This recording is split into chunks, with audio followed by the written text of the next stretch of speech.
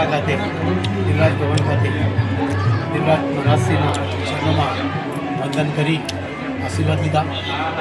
આ શુભ દિવસે આપ સૌને સૌ અરવલ્લીજનના ગ્રામજનોને નગરજનોને શુભ સંકેત, શુભ આશીર્વાદ અને શુભ સુશાશીષ આપ સૌને ગુરુ પૂર્ણિમાના દિવસે એવડે એવી અપેક્ષા સાથે હું છું।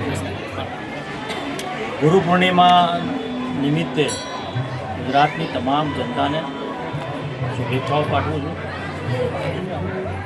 જો સંત અને મહંતોના જો આશીર્વાદ આપણા ઉપર બન્યા રહે, હું માનું છું કે ક્યારેય પણ જીવનની અંદર આપણે પાછા ના પડી શકીએ। એવા જ અમારા અરવલ્લી જિલ્લાનું દેવરાજ ધામ અને દેવાયત પંડિતની અહીંયા જીવનજ્યોત સમાધિ અને એમના અમારા સંતશ્રીના આજે અમે ચરણ સ્પર્શ કર્યા છે, ત્યારે આ દેવાયત પંડિતની દેવરાજ ધામ ઉપર વર્ષમાં લાખોની સંખ્યામાં શ્રદ્ધાળુઓ અહીંયા પૂજાપાઠ કરવા આવતા હોય છે।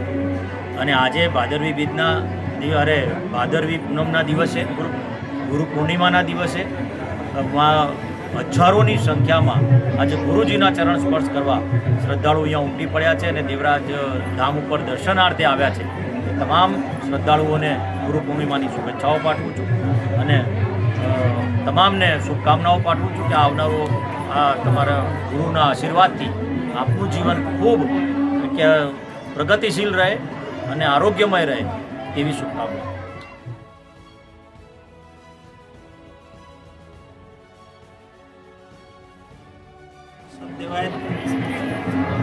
પૂરા વિશ્વમાં ગુરુ પૂર્ણિમાનો ઉત્સવ ઉજવાઈ રહ્યો છે। સનાતન ધર્મની એક ધારા એટલે ગુરુ અને શિષ્યનો નાતો। ગુરુ કહેતા અંધકાર, રૂ કહેતા પ્રકાશ।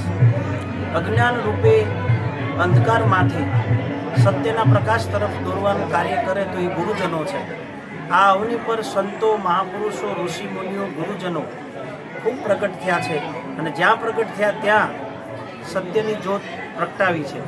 એવી જ રીતે આજે દેવરાજ ધામ, જ્યાં દેવાયત પંડિતની ચેતન સમાધિ, મા દેવંતીની સમાધિ, રામદેવજી મહારાજનો હસ્તકલશ, અન્ય સિદ્ધ સંતોની દશનામ સાધુઓની સમાધિઓની ભૂમિ એટલે દેવરાજ ધામ, જ્યાં હજારોની મેદનીમાં આ ઉત્સવ ઉજવાઈ રહ્યો છે, ત્યારે ગુરુ પૂર્ણિમા મહોત્સવની અંતઃકરણથી ખૂબ ખૂબ શુભકામનાઓ, સાધુવાદ, સૌને જય અલગ ધણી। નમો નારાયણ।